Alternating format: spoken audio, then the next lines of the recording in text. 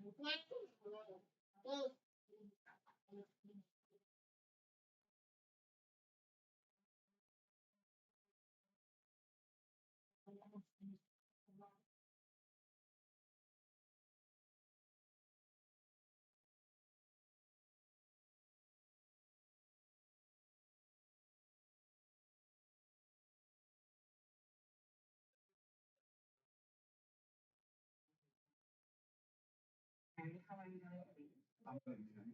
have a question.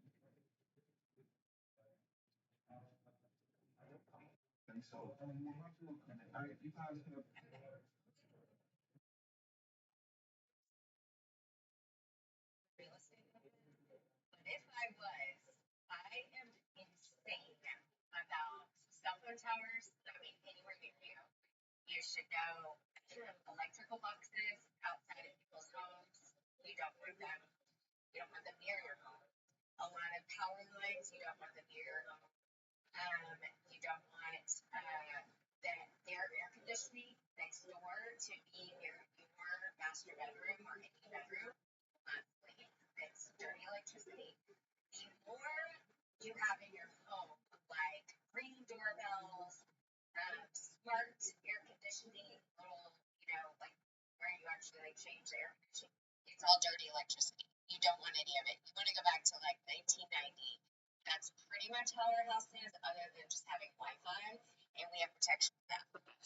Flores, one of Mother Nature, most upgraded, purgative.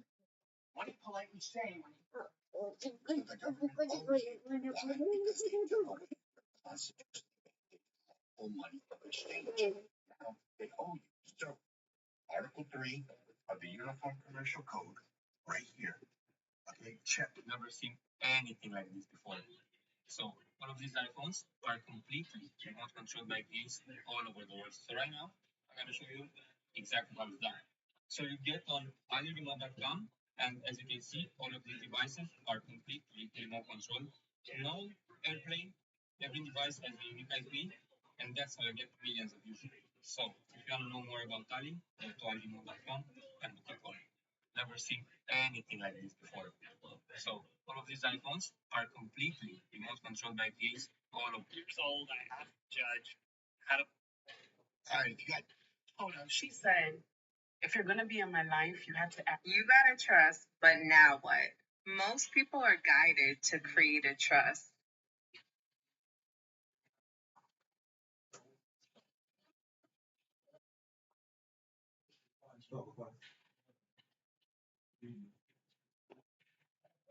Yeah.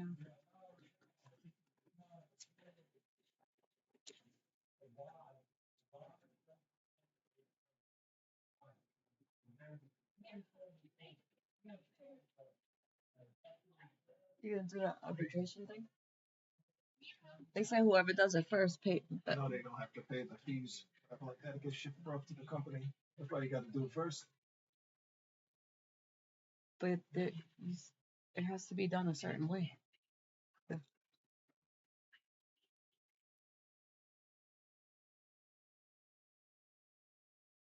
credit card companies are crazy, yo.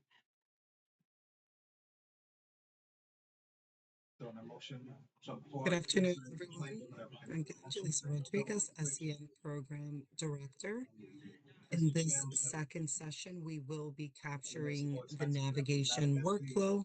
In the previous session, for those of you who joined, we screened the members. So we located the ingested record in Unitas, we captured consent, and we were able to proceed with the workflow with that member. We had two scenarios where we were screening only org and we sent a referral for navigation for an organization to pick up in the step that we are going to review in this session. However, in most cases and most organizations on this training are screening and navigating. So you will have visibility into both the screening and the eligibility assessment tab. As usual, we still have a good amount of folks trickling in, so I'm going to give it at least another 2-3 minutes before we get started because folks admitting once we get started gets a bit disruptive. So I'll give it at least another minute or so. No need to add your org information and names in the chat. You did register for this training, so we are capturing attendance through the registration forms. Uh, but I'll just want to make sure I can slow down the admittance into the meeting before we get started. So again, thank you all for joining. We will be capturing the navigation portion of the SEN workflow on Unite Us.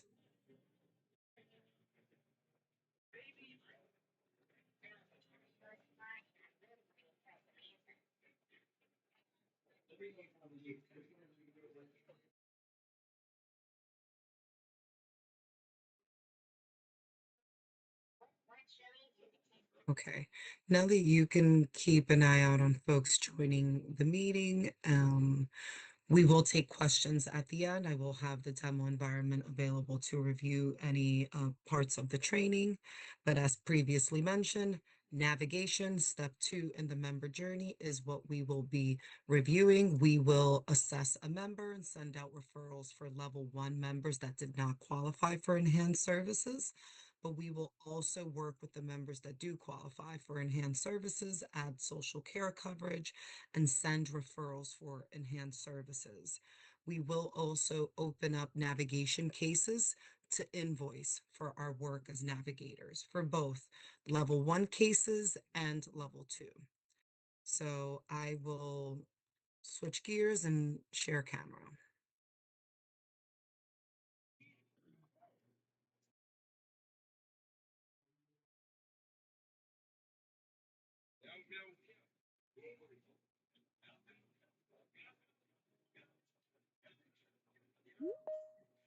Thank you. Okay, so as I just mentioned, we will be proceeding with the navigation portion of the workflow, which is part 2 in the member journey. This member has already been screened, as we mentioned, so we'll go ahead and locate our member record. Before I do that, I'll call out that yesterday when we started with the workflow, we located our members ingested record via the plus sign and selected new client to locate that record initially to capture consent, to verify insurance, and to proceed with screening the member. However, we've already worked with our members, so we can now utilize the magnifying glass to quickly locate that record. So our member is here. We're able to verify that consent was captured in yesterday's meeting. We can also review the screening that we conducted for our member, which flagged with unmet needs. We sent a referral for navigation for screening only orgs. However, in today's training, we are an organization that is both screening and navigating. So for members that flag with an unmet need, we move on to step 2 of the eligibility assessment. Navigators will have the configuration to have visibility into both the screening and the eligibility assessment. So we will click into the eligibility assessment and you will add new assessment. When we start the eligibility assessment, it is going to link it to any previous screen that has been conducted. In this case, our member has just been screened once, so we see that January 7th screening that we did yesterday. However, if the member would have been rescreened, you would have multiple options there. So very important that you're linking the eligibility assessment to the appropriate screen because it's going to carry over the HRSN unmet need to customize the EA questions specifically around those unmet needs. So if your members' unmet needs were around nutrition and not housing, you will not have an eligibility assessment with those housing questions. So again, it makes it specific to the member's unmet need. You see that that has been pulled once I've selected that date, and then we capture outreach attempts. So for the eligibility assessment and the step 2 in the workflow, we're able to capture our outreach attempts within this tab. So you're able to document if your mode of communication was successful, the member was non-responsive, if you're having challenges due to a wrong telephone number, and you can document up to 3 outreach attempts within 5 business days before closing out a case due to inability to connect with the member. This is where you would document those outreach attempts. In this case, we'll say our outreach attempt was successful with our member today's date, and we're able to continue into the eligibility assessment. Like There everybody's is trying to tell first her a the stop to microphone, she's capture not listening. consent before the eligibility assessment. So if you remember, we've captured 2 consents so far, the platform consent before we review the member's profile, and then consent before initiating the screening tool. This is a third consent before we start the eligibility assessment. Again, the navigator will read this language to the member. If the member accepts, you move on to the EA. If the member declines, that is the end of the member journey.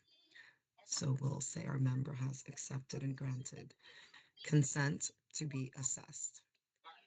And this brings us into the eligibility assessment. The first call out I'll make is that the member's name is a hyperlink giving you visibility into what Unitas refers to as a side drawer. This gives you visibility into the member profile. And as we're completing the eligibility assessment, there will be important information that's in the member profile that you can verify and cross reference as you are completing the eligibility assessment. Libby, can you Remember, I lower am in that? the demo environment, so I am not getting all of the Thank you, mommy. information you would in the live environment, but I will make those call outs as we move through the workflow. So, do you confirm that the information you provided during the assessment is accurate?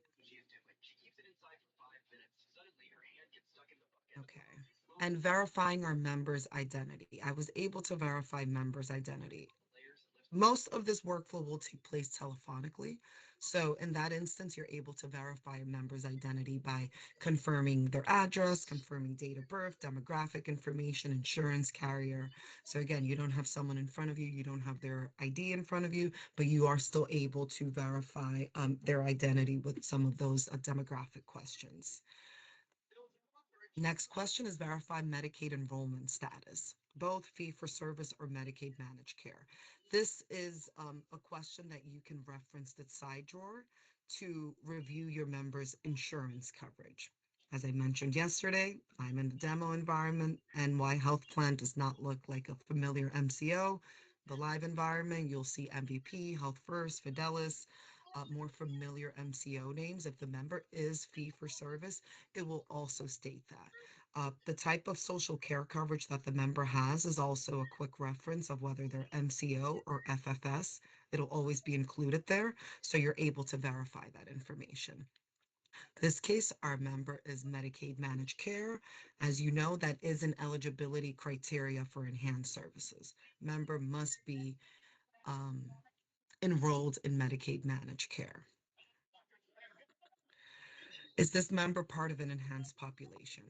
This is a very, very important call out.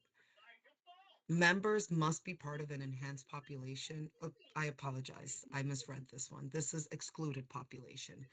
Members that are part of an excluded populations do not qualify for enhanced services.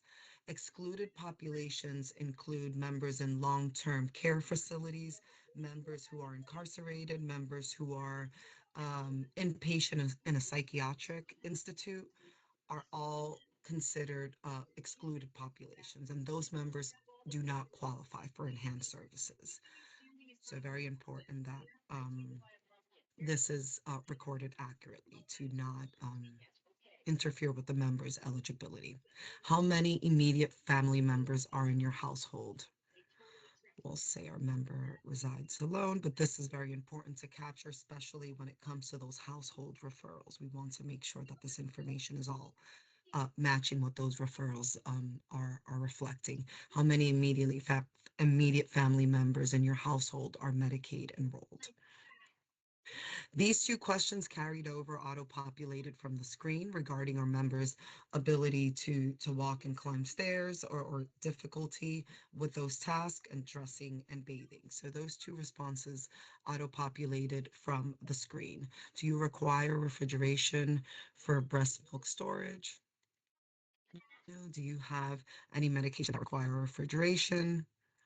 Are you currently receiving help from temporary assistance for needy families? No. The EA will verify and cross reference not only eligibility components such as Medicaid managed care enrollment, member being part of an enhanced population, but it's also going to cross reference duplicative services and duplicative programs. Are you currently employed? No. Do you have income? We'll say yes. Enhanced population. As I mentioned, members must be part of an enhanced population to qualify for enhanced services. If they are not, members can still be connected and referred to level one existing services, local, state, federally funded programs. However, being part of an enhanced population is part of the criteria for HRSN eligibility. So, this is an instance where you would cross reference via this profile tab.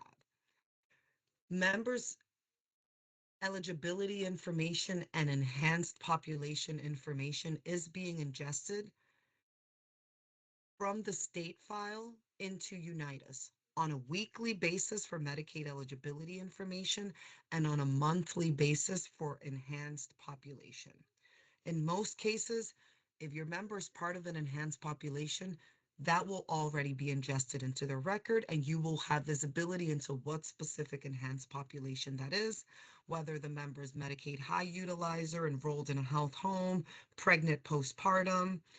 So you would be able to match what you're seeing in the side drawer in the enhanced population and what you're selecting in the EA.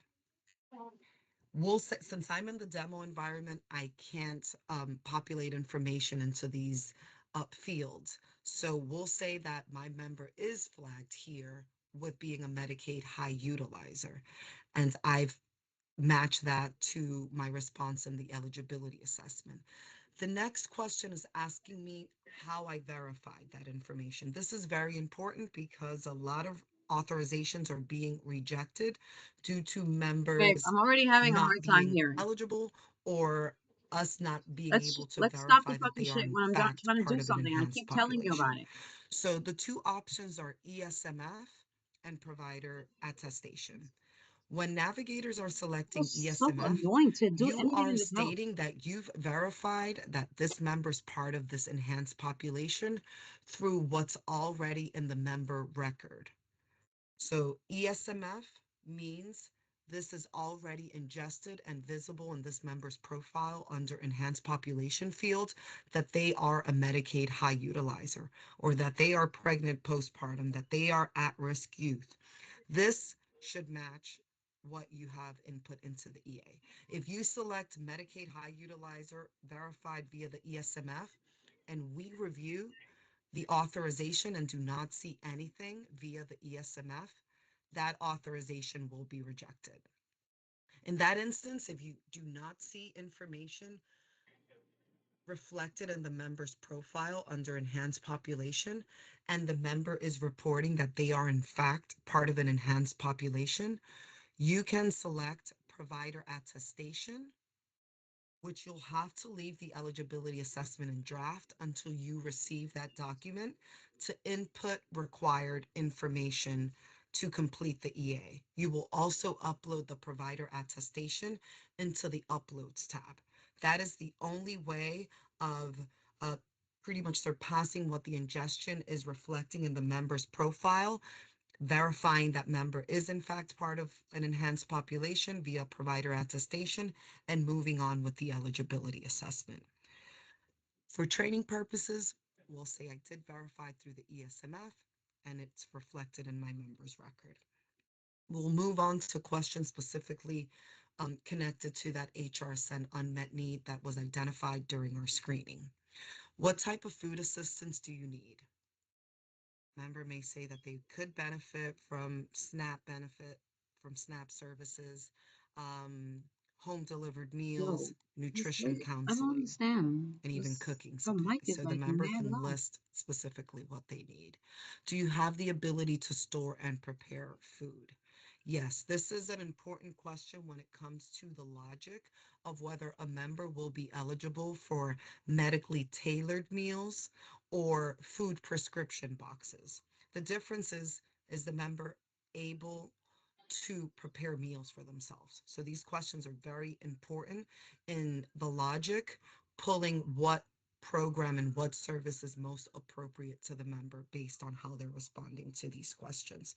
So indicating that my member is able to cook can line them up for eligibility for Hey, Gio, food the phone that boxes was so they can plugging. prepare their own meals, even though I've I highlighted really here couldn't that hear home her. delivered meals is a preference of my member. So again, very important on how these responses are going in to um, have the logic pull the appropriate programs. Do you have cooking supplies? Say no. Do you have any dietary restrictions or allergies? No.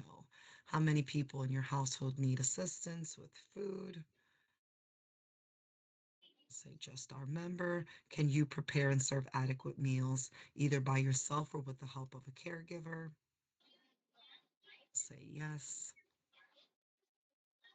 Actually, we'll say no for this one. Would you or your caregiver be able to prepare and serve adequate nutritional meals if supplied with ingredients? We'll say yes for this one. Are you currently receiving nutritional counseling? No. Are you currently receiving services through the WIC program? No, again, it's going to pull on that duplication of services, perhaps. This member will say is not on SNAP benefits. Are you currently receiving home delivered meals or food services through New York State Social Service Program? We'll say Connected no. to me. Do you need help with childcare? In this case, we'll say no. And now clinical criteria. This is also an area where the side drawer into the profile is helpful as it will list if your I don't member know how to do that. Oh, has a clinical conditions criteria and you're able to list those here. That is not a requirement for all HRSN services. However, a service like asthma home remediation does require the member to be part of it's an giving me a enhanced code. population Connect. and for uncontrolled asthma to be the clinical condition flagged. So that is very specific to that program. We'll say in this case, our member does have chronic conditions, same It's as giving me a enhanced code. You're supposed population. to enter How the was code I somewhere? able to verify this information? If it's Oh, not there, I can obtain a provider so no. attestation. Since I see it in my member's profile, hypothetically, You I said will baby select that I online. verified that through the adjusted information of the ESMF. Yeah, that's what they say. We will no longer need visibility into the side drawer. We can close that out. New York State Service duplication The check. Again, headphones a last impacting run me. on Check programs it that out. would be duplicative. You can flag if your member. It's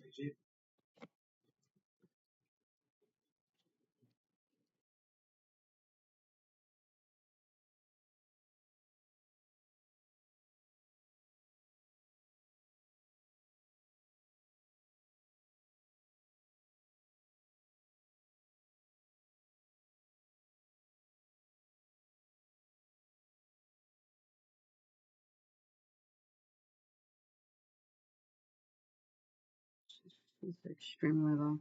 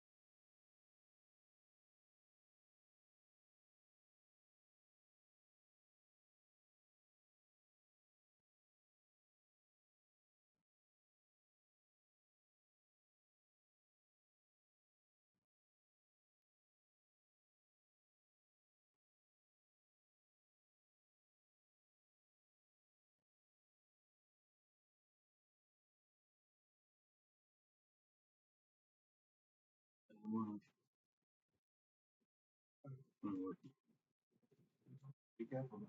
Yeah.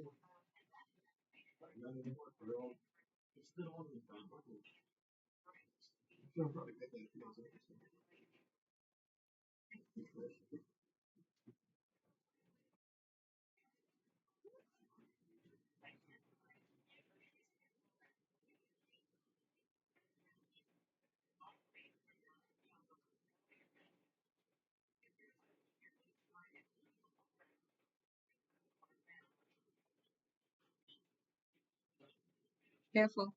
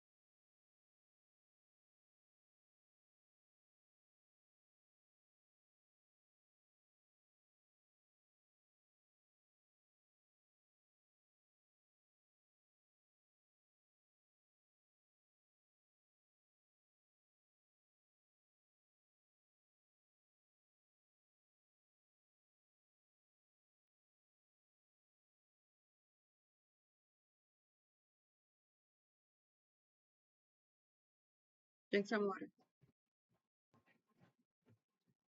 The water's right up there.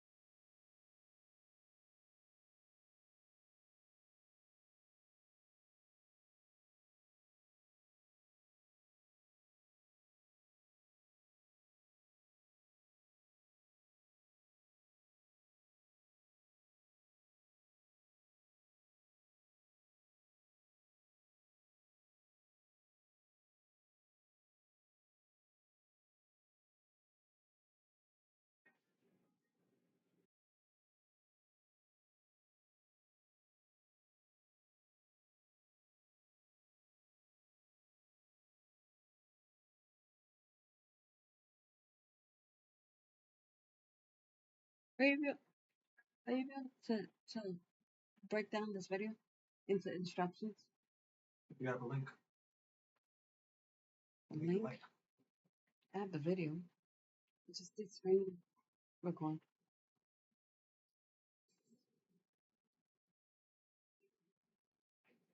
You're probably gonna have to upload it to a YouTube link and don't publish it. Just upload it as a draft and it'll generate a Okay, link. can you do that? 'Cause this is so confusing.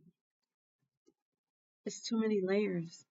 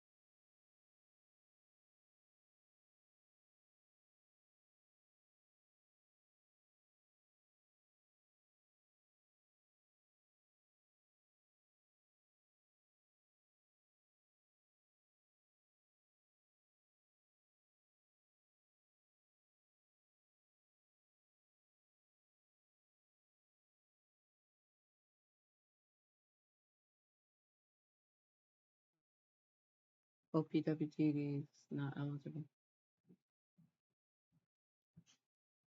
Eligible for what?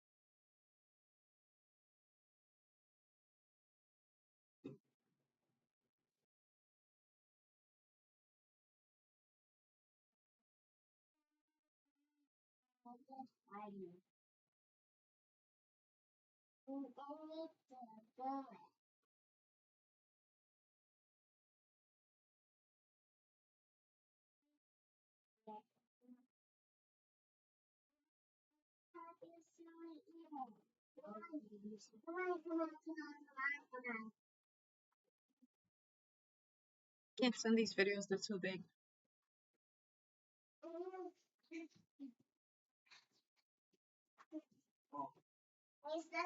To put it on the drive. You can share them through thing.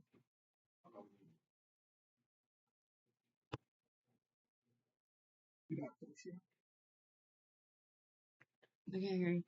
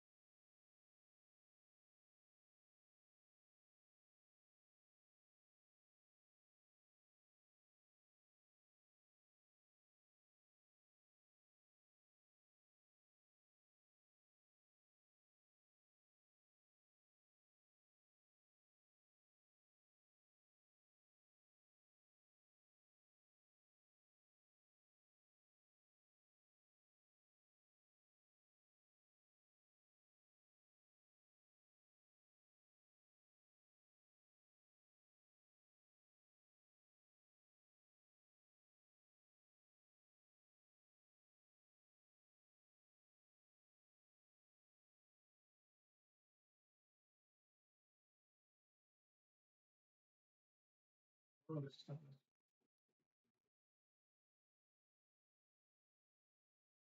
Hey, how you doing? What's your name?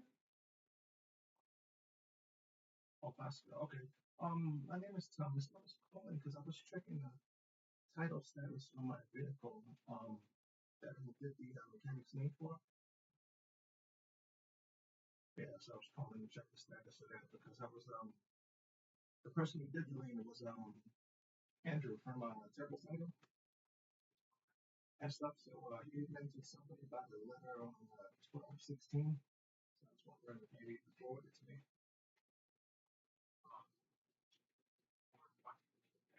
He was saying some letter or something like that on 12/16.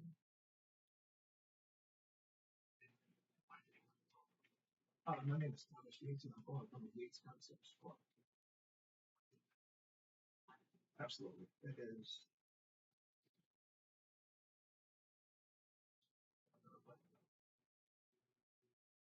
It's 5 F is in Frank, N is in Nancy, Y is in Miss, F is in Frank, 4 H is in Harry, 7 9 C is in Charlie, B is in Boy, 047754.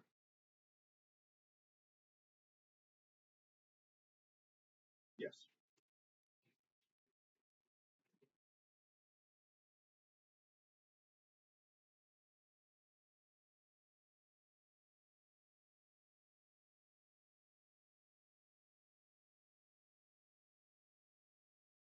correct.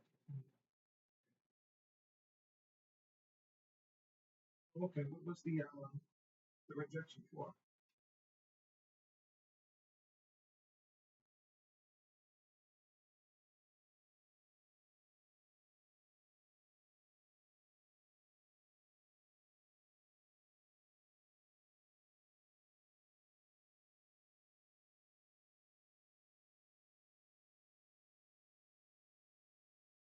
No, no, it was an automobile.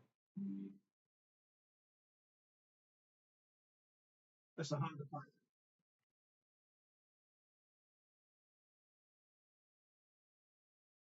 Yeah, I was thinking.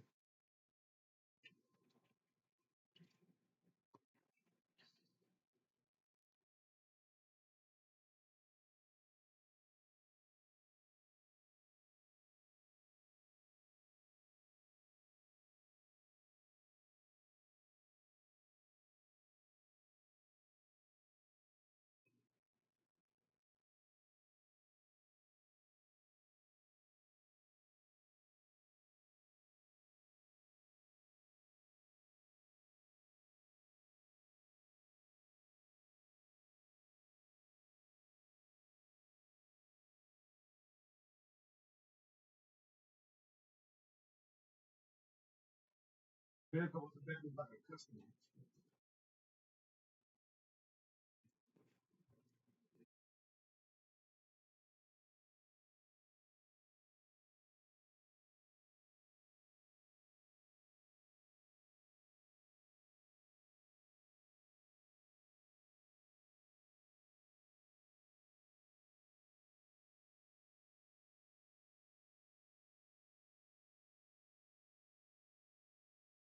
All we had was the invoice and when the customer had signed it, that was it. The invoice was never attached.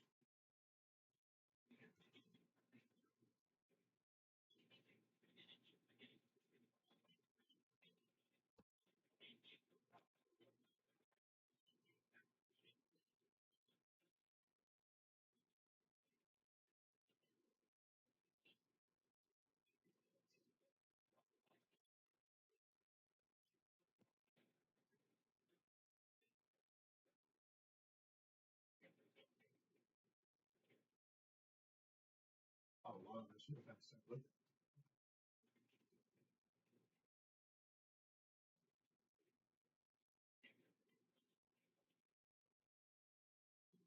Okay, and what about since you said you didn't get the authorization, what about the, I guess through the, to resend it, you said to consent it?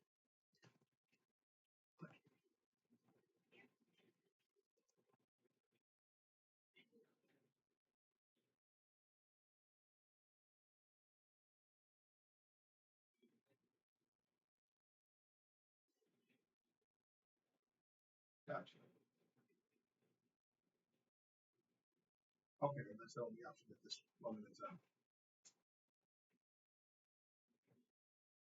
Gotcha. Okay. Yeah, I don't know why that wasn't included in the paperwork because it definitely should have been. Because we have the customer signature on invoice and everything else.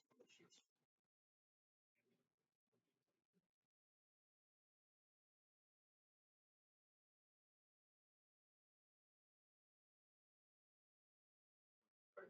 So even if that was corrected or whatever the case is, like you said,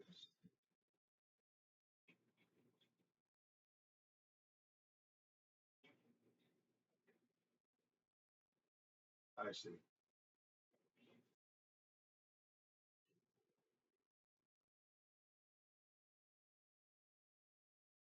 Right. Yeah, yeah, no, totally understand, but there definitely should have been that invoice with it with the authorization because that was not that's the best. Okay. Well, no, I don't. Thank you very much.